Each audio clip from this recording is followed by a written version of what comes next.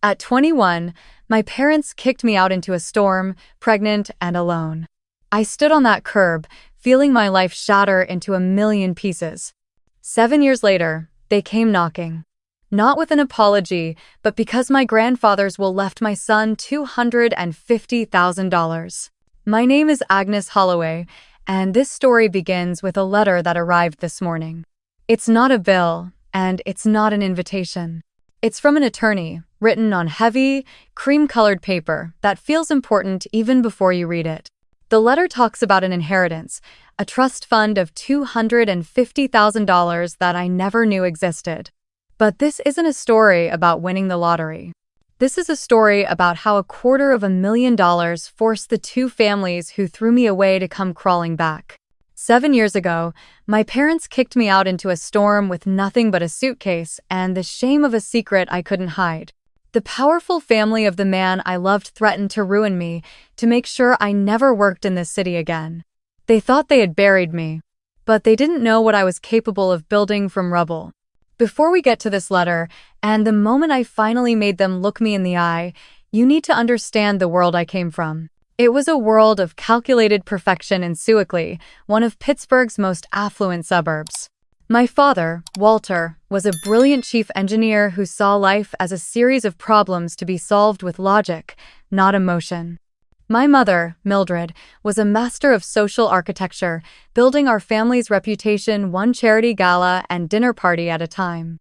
I was their prize project, the daughter at Carnegie Mellon, dating Rick Prescott, the heir to the Prescott steel fortune.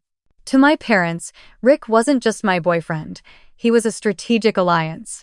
Our relationship was the social lubricant for a massive business deal my father was finalizing with Prescott Steel.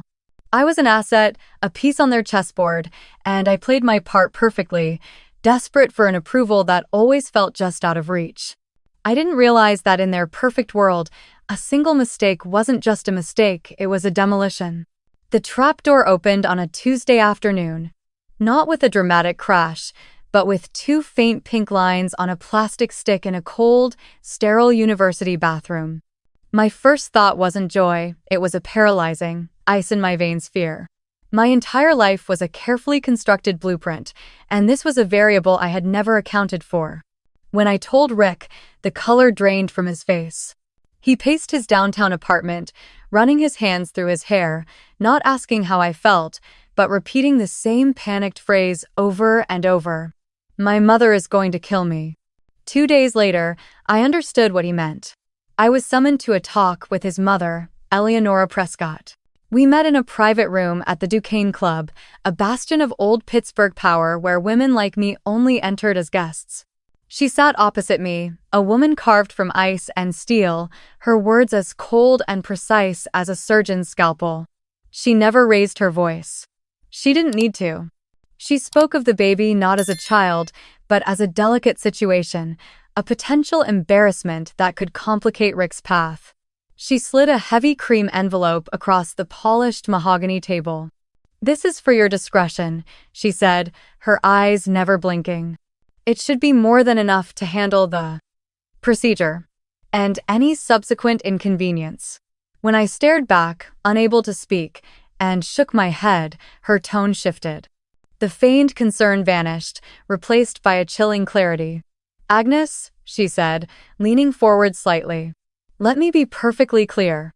The Prescott name built half the buildings in this city. Every major architectural firm, every developer, every city council member, they are friends of the family.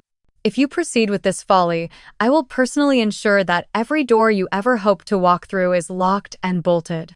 Your portfolio will gather dust. Your talent will mean nothing. You will be a ghost in the city you dream of building." I walked out of that club into the gray afternoon, the weight of her threat pressing down on me harder than any heartbreak. She hadn't just rejected my child, she had declared war on my entire future. Armed with Eleanora Prescott's threat, I went home, naively hoping for a fortress of family support. What I got was a firing squad. I stood in the living room, the Persian rug feeling like quicksand beneath my feet, and told my parents everything. My mother, Mildred, dissolved into theatrical sobs, not for me, but for her reputation. My father's face became a mask of cold fury. He wasn't looking at his daughter, he was looking at a liability, a deal breaker. His voice was chillingly calm when he delivered the verdict. The Prescott deal is worth millions. Your situation jeopardizes everything. Fix it, or you are no longer welcome in this house. I told them I was keeping my baby, and just like that, 21 years of being their daughter was erased. As I packed a single suitcase, my younger sister Anne snuck into my room, pressing a crumpled wad of cash into my hand, her entire savings, just over $800. "Don't let them break you," she whispered, her eyes full of a fear I was only beginning to understand. Driving away from that sprawling colonial house felt like an out-of-body experience. I crossed the bridges over the Monongahela River, the glittering Pittsburgh skyline that once promised a future now looking like a wall of indifferent steel. The first week was a blur of cheap motels by the airport, the scent of bleach and despair clinging to everything. My $800 vanished on deposits and gas. Eleanor's threat was no idle boast. I applied for a simple drafting job I could do in my sleep. The interview was perfect, until it wasn't. The call never came. My career had been strangled in its crib. My options narrowed with each passing day. My pregnancy, once a secret hope, was now a visible disadvantage. No one wanted to hire the visibly pregnant girl with no references and no address. Desperate, I found myself in the South Side, a gritty, working-class neighborhood that felt a world away from Sewickley's manicured perfection. I parked my old Honda Civic in front of a place called the Steel Plate Diner, its neon sign flickering in the twilight. I sat there for a long time, clutching my steering wheel, counting the last of my sister's money. I was pregnant, homeless, and utterly, terrifyingly alone. There's a certain kind of quiet desperation that comes when you have absolutely nothing left to lose. I took a deep breath, pushed open the heavy glass door of the Steel Plate Diner, and walked in. A bell chimed softly. The air was thick with the comforting smells of brewing coffee and bacon. A woman behind the counter, probably in her late 50s with faded tattoos on her forearms and the sharpest eyes I'd ever seen, looked me over. Her name tag read, Marlene. I asked if she was hiring. She just grunted, wiping down the counter with a rag. "Any experience?" she asked, not looking up. "No," I said, my voice barely a whisper. "But I learn fast. I'll work harder than anyone you've ever had." She finally stopped and looked at me, her gaze lingering for a moment on my growing belly. I braced for the polite rejection I'd grown so used to. Instead, she just sighed, a long, weary sound. "My own daughter was 17 when she had my grandson," she said, her voice gravelly. "Whole world treated her like she was invisible. Or a ghost." She threw the rag into a bucket. "Shift starts tomorrow at 6 a.m. Kitchen needs a dishwasher, and if you don't break too many plates, we'll see about putting you on the floor. Don't be late." I could have cried with relief. That single paycheck was a lifeline. It allowed me to secure a tiny, damp basement apartment in a building nearby. The pipes groaned and the window wouldn't lock properly, but it was a home. It was mine. The first day, as I was wrestling a box of secondhand dishes up the crumbling steps, a woman from upstairs came down. Holding a toddler on her hip, she simply took the other side of the box without a word. "I'm Wendy," she said with a warm, tired smile. "Looks like you could use a hand." In that one moment, I understood. In the world I had lost, help was a transaction. In this world, it was just given. Take a moment to share a story in the comments about a time a stranger showed you unexpected kindness.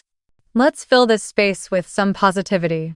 My son, Samuel, was born on a rainy Tuesday in September at a county hospital that smelled of disinfectant and anxiety. Wendy was there, holding one of my hands, and Marlene showed up during her break, pressing a $20 bill into my palm for the vending machine. There were no balloons, no flowers from my parents, no phone call from the man who was his father. There was just the stunning, world-altering weight of this tiny, perfect person on my chest. I named him Sam, and in that moment, my fight for survival transformed into a crusade. My life became a study in exhaustion, a marathon run on 2 hours of sleep and sheer willpower. My days began at 4 a.m., a silent ballet in our tiny basement apartment. I'd feed Sam, pack his bag, and carry my sleeping son up the stairs to Wendy's apartment, where our childcare swap became the invisible engine that powered both our lives. Then, it was a 10-hour shift at the diner, a blur of hot coffee, heavy trays, and aching feet. I'd smile at customers, refill their drinks, and listen to their stories, all while a part of my brain was a million miles away, calculating my budget down to the last dime. But the diner was just the day job. My real work, the work that kept my dream alive, started after Sam was asleep. Around 10 p.m., I would pull out my second-hand laptop, clear a space on our wobbly kitchen table, and become an architect again.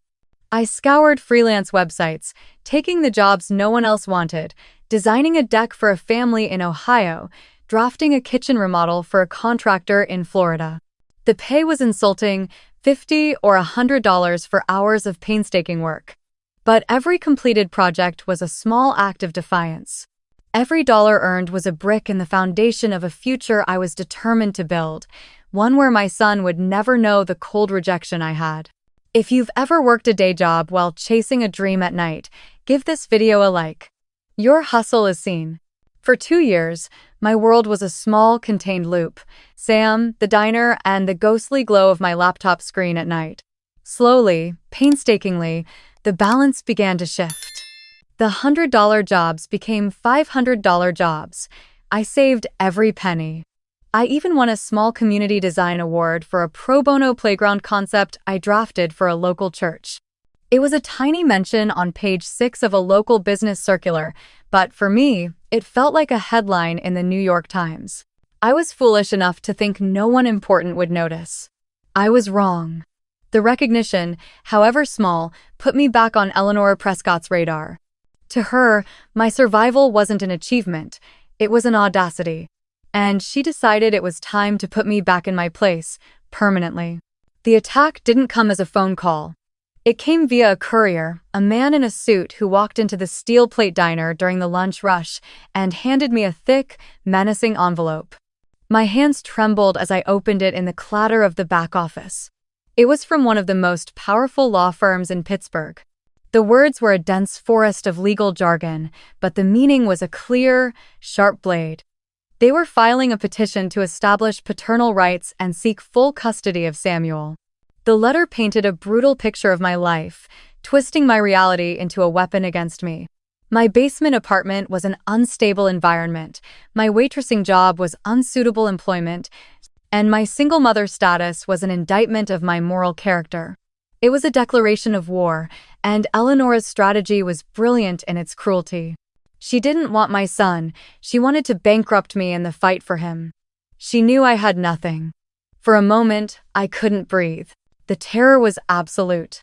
This wasn't about my career anymore, this was about my child. Have you ever had to fight for something that someone was trying to unfairly take from you? Share your strength in the comments. I looked at the small bank account I had so proudly built, my ticket to a better apartment, and knew it was all about to be gone. But as I looked at a picture of Sam taped to my locker, there was no choice. She had started a war with a mother. She had no idea what she was in for. The legal battle was 9 months of grinding, soul-crushing warfare. It was exactly what Eleanor Prescott wanted, a war of attrition. Every dollar I had saved, every extra tip I'd earned, went to a legal aid lawyer who worked tirelessly for me. I sold my car and took the bus. I took on more overnight drafting projects until my eyes burned from staring at the screen. I stood in a courtroom, a waitress in borrowed clothes, while their high-priced attorney tried to paint me as an unstable, opportunistic fraud. But they had made one critical mistake. They underestimated a mother fighting for her child. The judge saw their petition for what it was: a vindictive, malicious attack. They had never once asked to see Sam, never offered a single dollar of support. The case was dismissed. I had won. I was financially ruined, but I was not broken. In fact, I had been forged into something new, something harder than steel. The fear they had held over me was gone, and in its place was a fire. A few weeks later, I saw an announcement. The city of Pittsburgh was launching a major design competition to redevelop the old Carey Furnace steel mill, a hulking, rusted giant on the riverbank that was a landmark of the city's industrial past.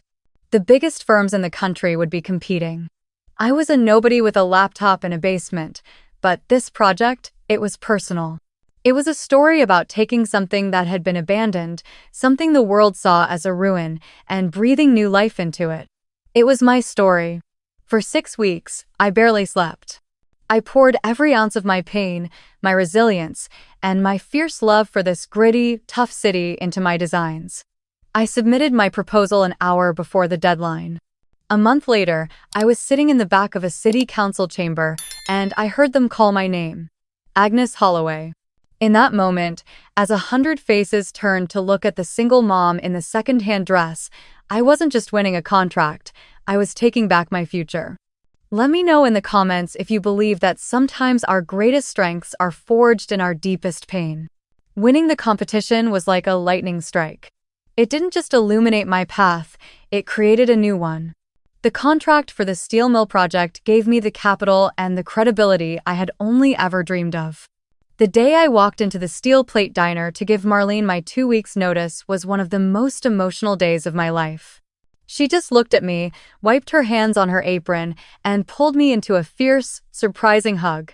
"I always knew you were too good for this place, kid," she said, her gruff voice thick with emotion. "Now go build something that'll last." And that's exactly what I did. I moved Sam and myself out of that damp basement and into a bright, clean 2-bedroom apartment in a safe neighborhood, a place with a window that locked and pipes that didn't groan.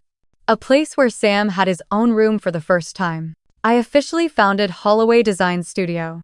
My first office was a small, sunlit space in a converted warehouse in the Strip District, and the day I hung the simple, clean logo I designed on the glass door, I cried.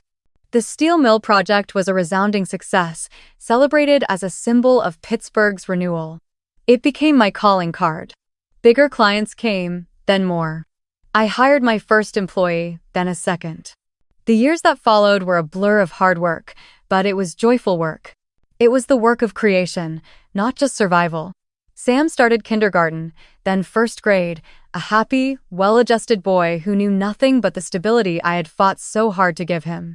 Finally, 4 years after winning the competition, I put a down payment on a 3-story brick row house in Shadyside. A home.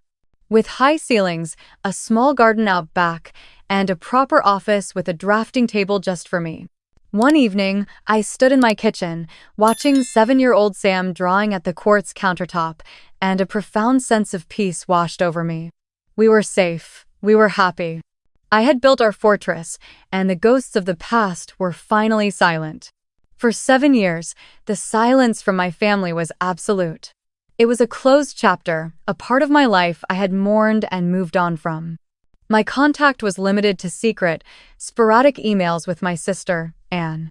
Life was peaceful, predictable, and entirely my own. Then, on an ordinary Tuesday morning, Anne called. Our grandfather, my mother's father, had passed away. A quiet, reserved man I hadn't seen since the day I left, he had always been a peripheral figure in my life, overshadowed by my domineering parents.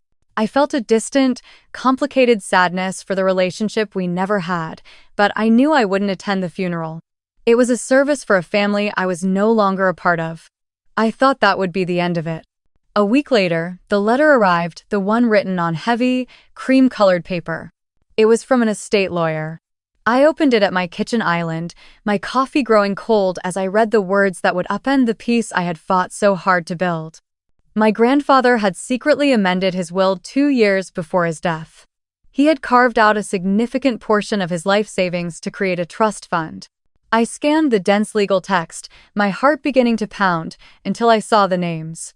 A trust fund in the amount of $250,000 was to be established for his great-grandson, Samuel Holloway. The sole trustee and manager of that fund? Me. Agnes Holloway. The lawyer had included a direct quote from the will, a line that struck me like a physical blow. For my great-grandson, Samuel, who carries the Holloway spirit. May this provide for him the security his mother had to build for herself, a security that should have been her birthright. The letter fell from my hands. This wasn't just an inheritance, it was a final, posthumous verdict on my parents' actions. My quiet, observant grandfather had seen it all.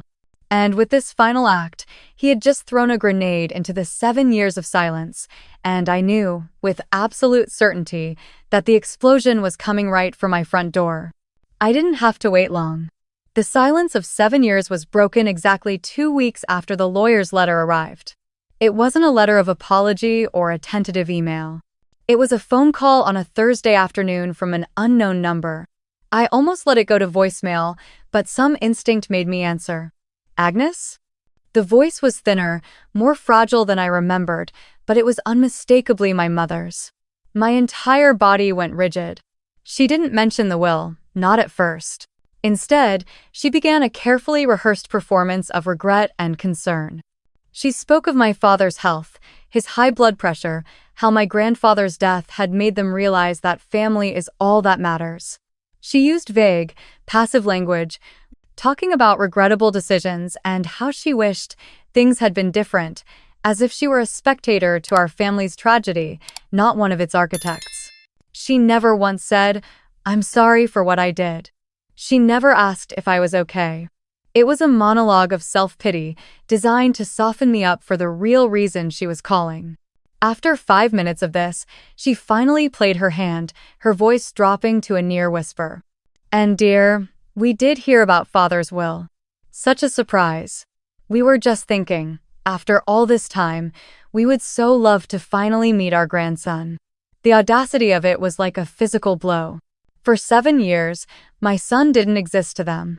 They were silent when I was fighting the Prescotts for him, silent through every birthday, every sick night, every milestone.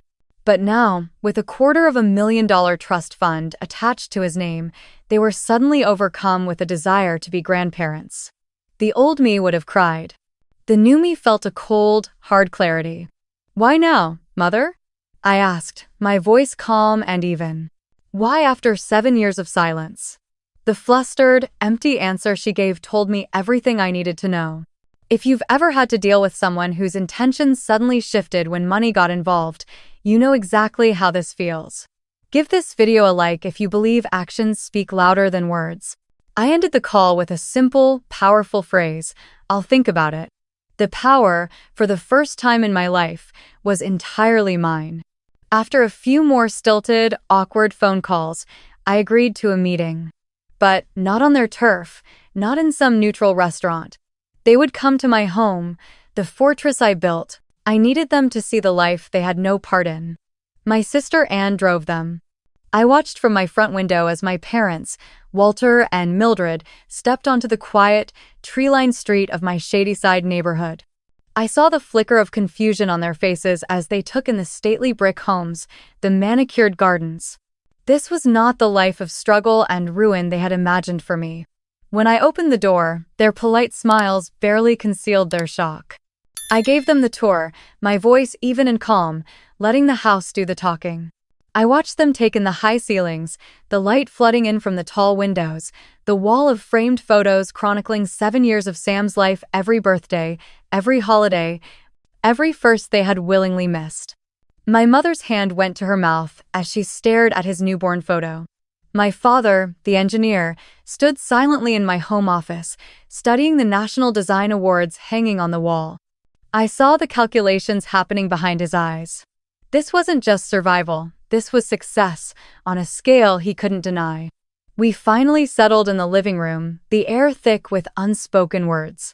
They presented a lavishly wrapped gift for Sam. I let them finish their pleasantries, and then I stood up, walked to my desk, and picked up the copy of the lawyer's letter. I walked back and placed it on the coffee table between us. The heavy paper landed with a soft, definitive thud. "Let's stop the performance," I said, my voice quiet but unshakable. I looked directly at my father, then my mother. "I need a truthful answer to one question. Are you here for him?" I nodded toward Sam's room. "Or are you here for this?" I tapped the letter. "Are you here for your grandson, or are you here for his trust fund?" The masks shattered. My mother flinched as if I'd slapped her, and my father's carefully constructed composure finally, visibly, cracked. The truth was now on the table, and there was nowhere left for them to hide. The silence in the room was a living thing. It stretched and swelled, thick with 7 years of unspoken truths. My parents didn't deny it. They couldn't. My mother was the first to break, and it wasn't a dignified apology. It was a messy, unraveling confession. The tears were real this time, born of humiliation, not sorrow. It was the shame, Agnes. She stammered, twisting a handkerchief in her hands. What our friends would think, what the family would say. And then, when we saw all this, she gestured vaguely at my beautiful, successful life. It wasn't just pride. It was anger. That you had done it without us. She finally looked at the letter on the table. And the will. It wasn't about the money. It was my own father, telling the whole world that I had failed. That his own daughter was a failure as a mother. Then my father, a man I'd never seen show a moment of weakness, spoke. His voice was low and gravelly, stripped of all its usual booming authority. I saw your pregnancy as a structural failure in the plan, he said, using the cold, analytical language of an engineer. It threatened the integrity of the life we had built. It threatened the Prescott merger. My calculations suggested that your path would lead to ruin. I bet on your failure, Agnes. He looked at the design award on my wall. My calculations were wrong. Fundamentally wrong.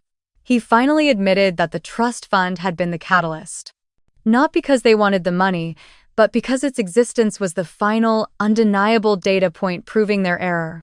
It was my grandfather's last word, and it was a judgment against them. As I listened to their confessions, a strange calm settled over me. For 7 years, I had carried the weight of their narrative that I was the mistake, the disappointment.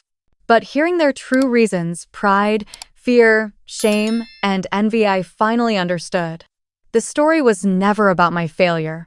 It was always about their weakness. It's a strange moment when you finally understand the real reasons behind why someone hurt you. Have you ever had a moment of clarity like that? Share your thoughts below. After their confessions, a heavy silence fell upon the room again, but this time it was different. It was an empty space, waiting to be filled. They looked at me, expectant, perhaps waiting for tears, for rage, or for the kind of dramatic, all-is-forgiven hug you see in the movies. I gave them none of those. The wounded girl they had cast out 7 years ago was gone.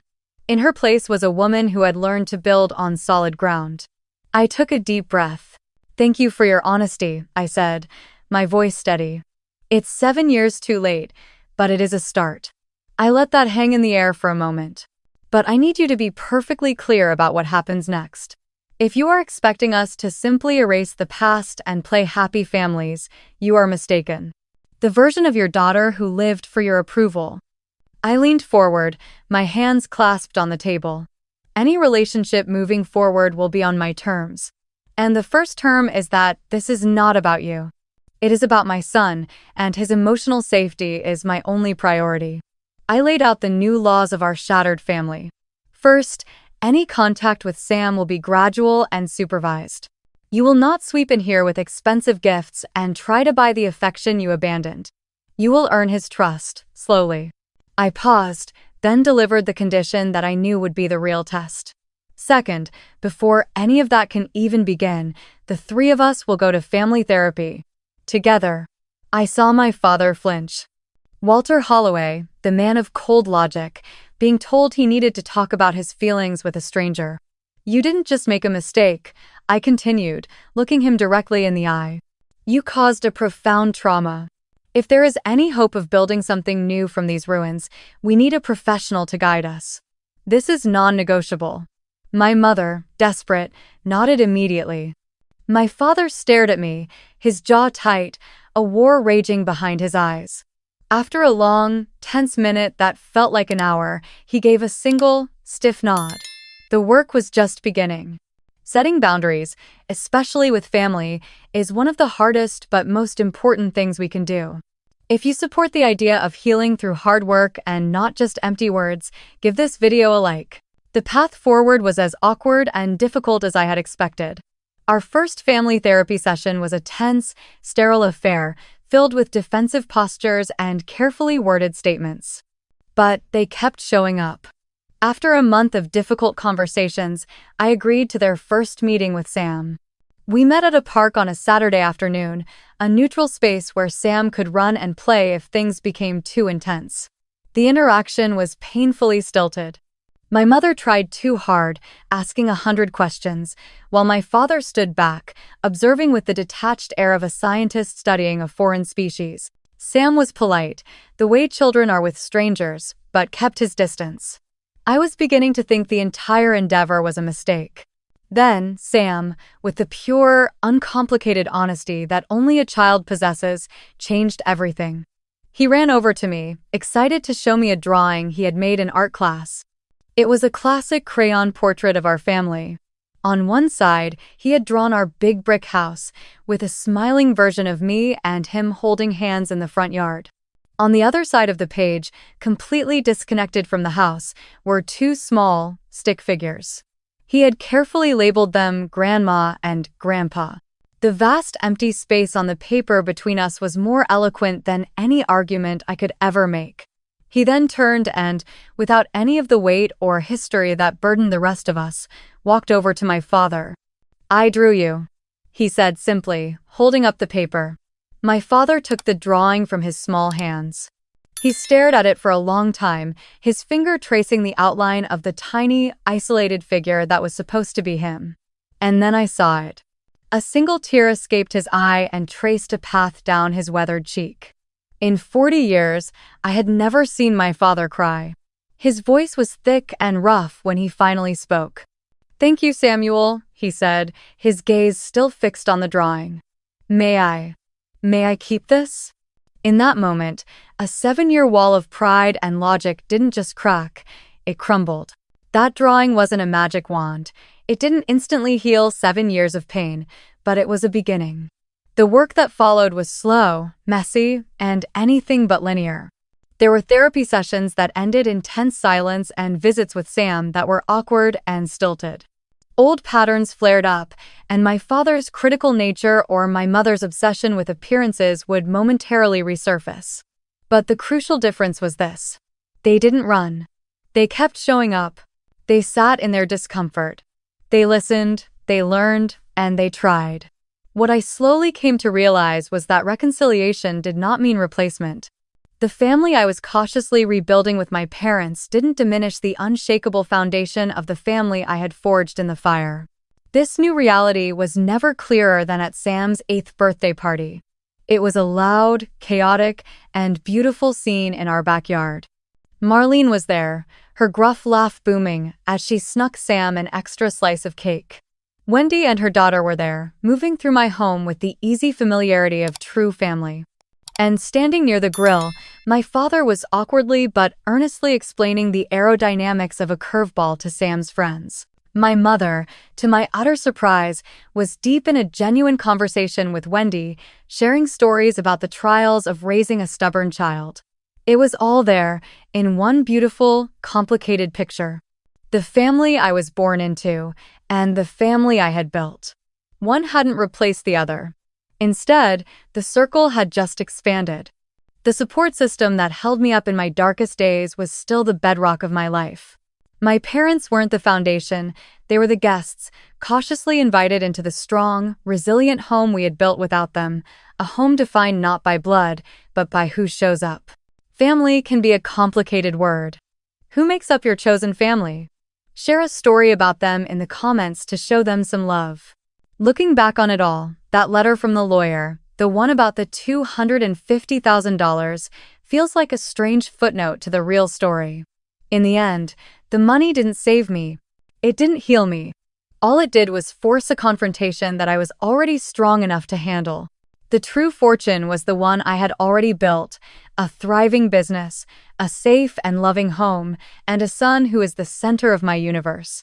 The journey taught me a profound lesson about forgiveness. For years, I thought forgiveness was a gift you gave to the person who hurt you, a form of absolution. But I learned it's not for them at all. Forgiveness is the act of finally putting down the heavy, jagged rock of resentment that you've been carrying. You don't do it because they deserve it.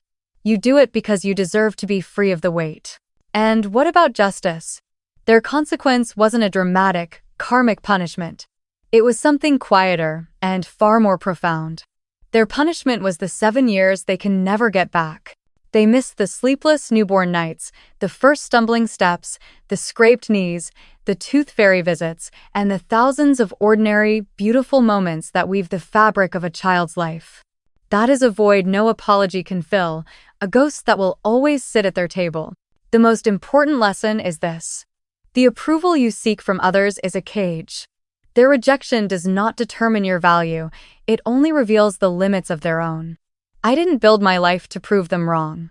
I built it to prove that I was right to choose my son, right to believe in my talent, and right to demand a life of my own making. So, if you are watching this from a place of pain or rejection, please hear me. The story others try to write for you is not the one you have to live. Your worth is not up for negotiation. The family that matters is the one that shows up, and the most beautiful life is the one you build yourself. If this resonated with you, please subscribe to hear more stories of resilience and healing. Thank you for witnessing my journey.